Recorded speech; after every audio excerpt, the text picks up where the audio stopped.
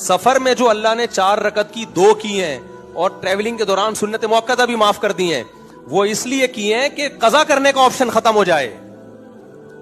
تو اگر اسلام میں اس کی اجازت ہوتی سفر میں ظہر کے ساتھ اثر پڑھ لو، اتنی کھلی چھوٹ، چاہے تو ظہر کے وقت میں ہی اثر پڑھ لو، چاہے تو عصر کے وقت میں ظہر پڑھو، چاہے تو مغرب کے ساتھ عشاء پڑھ لو، چاہے تو عشاء کے وقت میں مغرب پڑھ لو، تو پھر 4 کی 2 کی کیوں ہیں اللہ تعالیٰ نے؟ سمجھ رہے کہ نہیں سمجھ رہے؟ تو سہولت کے اندر کبھی بھی سہولت نہیں دی جاتی، سہولت دی جاتی ہے تو کسی دوسرے حکم کو زندہ کرنے کے لیے. اللہ کو یہ بات معلوم ہے کہ سفر میں نمازوں کا اپنے ٹائم پہ پڑھنا بہت مشکل ہے، تو اب ہم کہہ سکتے تھے اللہ حضر میں بھی پوری پڑھ رہے ہیں، سفر میں بھی تو نے حکم دیا کہ اپنے وقت پہ نماز پڑھنی ہے، یہ ہمارے بس کا نہیں ہے.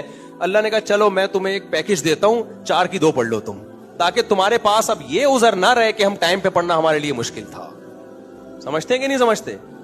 تو 4 کی 2 کی اس لیے رخصت دی، اس لیے کہ اب تمہارے لیے نمازوں کو ٹائم سے ٹالنے کا آپشن ختم ہو جائے. یہ دنیا میں ہوتا ہے کہ جب ایک رخصت دی جاتی ہے تو کوئی دوسری ذمہ داری بڑھائی جاتی ہے.